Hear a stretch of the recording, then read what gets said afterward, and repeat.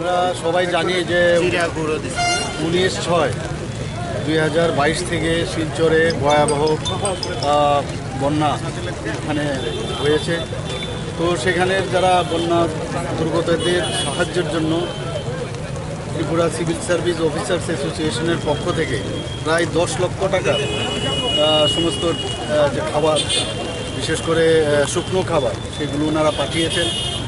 তো এখনও আমি যা শুনেছি সেখানে জল এখনও জমে আছে। জল নামবার যে তীব্রতা থাকা দরকার সেরকমভাবে কিন্তু নামছে না।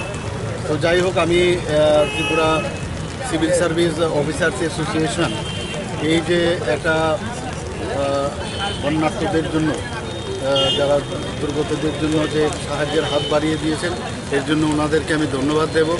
এবং মানুষের জন্য কাজ করে সেটা কিন্তু আজকে আবার প্রতিষ্ঠিত হবে।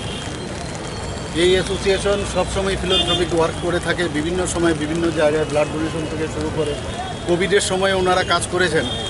তো এর জন্য প্রায় যে সামগ্রী পাঠিয়েছে, চিরা, চাল, ডাল, গুড় ইত্যাদি বিভিন্ন রকম খাদ্য সামগ্রী ওনারা পাঠিয়েছেন। তো ওনাদের সাথে যোগাযোগ করেছেন, প্রায় 10 লক্ষ টাকার সামগ্রী ওনারা পাঠিয়েছেন। এর জন্য ওনাদেরকে আমি ধন্যবাদ দেব। সরকারের তরফ থেকেও আমি নর্থের যে ডিস্ট্রিক্ট ম্যাজিস্ট্রেট আছেন ওনার সাথে আমি কথা বলেছিলাম, আমাদের ওখানে যে এমএলএ আছেন ওনার সাথেও আমি কথা বলেছিলাম।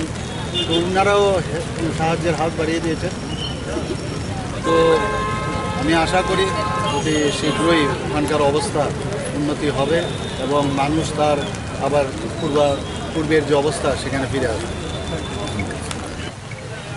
আজকে Tripura civil service officers association শিলচরে ভয়াবহ বন্যায় দুর্গতদের পাশে দাঁড়ানোর জন্য আমরা একটা ক্ষুদ্র প্রয়াস নিয়েছি।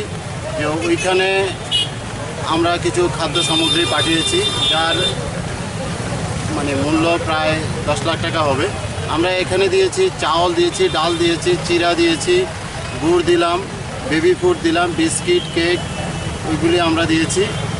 আমরা এটা আমাদের প্রথম পর্যায়ের পাঠালাম।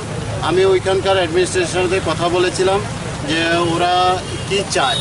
তো বললো যে খুব ভয়াবহ অবস্থা, আপনারা খাদ্য পাঠাতে যদি ইচ্ছা করেন তাহলে খাদ্য পাঠান। তাই আমরা রাতারাতি ডিসিশন নিয়েছি যে ঠিক আছে আমরা পাঠাবো।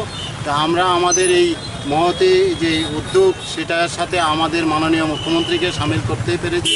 ওনাকেও আমরা যে বললাম, উনিও আমাদের ভূয়সী প্রশংসা করেছেন যে এটা একটা দৃষ্টান্তমূলক আপনাদের সিদ্ধান্ত, আমি অবশ্যই যাব। ওনার এত ব্যস্ততার মধ্যেও উনি আমাদের মাঝে উপস্থিত হয়ে আমাদের এই ত্রাণ সামগ্রীবাহী লরিকে উনি যাত্রা করে দিয়েছেন। তার জন্য আমি ওনাকে অশেষ ধন্যবাদ জ্ঞাপন করছি। আর আমি চাইব যে আসাম আমাদের পার্শ্ববর্তী রাজ্য এবং আমাদের সাথে ওনাদের একটা আত্মার মিলন আছে। আপনারা জানেন নর্থের এক সময় রাজধানী ছিল শিলচর, তো ম্যাক্সিমাম লোকের যোগাযোগ ওইখানেই ছিল। তো আমাদের আত্মার সাথে ওনাদের আত্মার একদম মিল। তো সেই ক্ষেত্রে আমরা যদি পাশে থাকতে পারি তাহলে এটা হয়তোবা একটা চিরদিনের একটা সম্পর্ক থাকবে। তার জন্য আমরা এই কাজটা করেছি। আমরা আশা করছি যে আগামী দিনেও আমরা এটা করব এবং শুধুমাত্র এই ত্রাণ সামগ্রী শিলচরে পাঠানো নয়, আপনারা দেখেছেন Tripura civil service officers association blood donation camp বিভিন্ন সময় আমাদের রাজ্যের বিভিন্ন প্রান্তে আমরা শীত বস্ত্র বিতরণ করে থাকি, আমাদের কম্বল বিতরণ করে থাকি, বাচ্চাদের বই খাতা, স্কুল ব্যাগ, ওয়াটার বোতল, সেরকমভাবে আমরা বহু জায়গায় করেছি। কিল্লায় কোন মুঙ্গিয়াকামি কোন, সেরকমভাবে আমরা অনেক জায়গায় আমরা করেছি। এবং আমাদের mega blood donation camp, mega health camp এগুলি আমরা করছি। আমাদের আমাদের যে পেশাগত দায়িত্বের বাইরে গিয়ে আমরা এটা করতে চাইছি, আমরা আগামী দিনেও করব। তবে শিলচরে আমরা এর আগেও সাথে সাথে আমরা পাঠাতে পারতাম, কিন্তু পাঠানো খুবই দুষ্কর ছিল, রাস্তাঘাট ভালো ছিল না, জল পুরা ছিল। এখন রাস্তাটা একটু খুলেছে, তার জন্য আমরা একটু দেরিতে হলে পাঠাতে পেরেছি, কারণ এখন জলটা একটু একটু নামছে। যেই পরিমাণে নামার কথা সেই পরিমাণে কিন্তু নামছে না। আরেকটা জিনিস দেখেছেন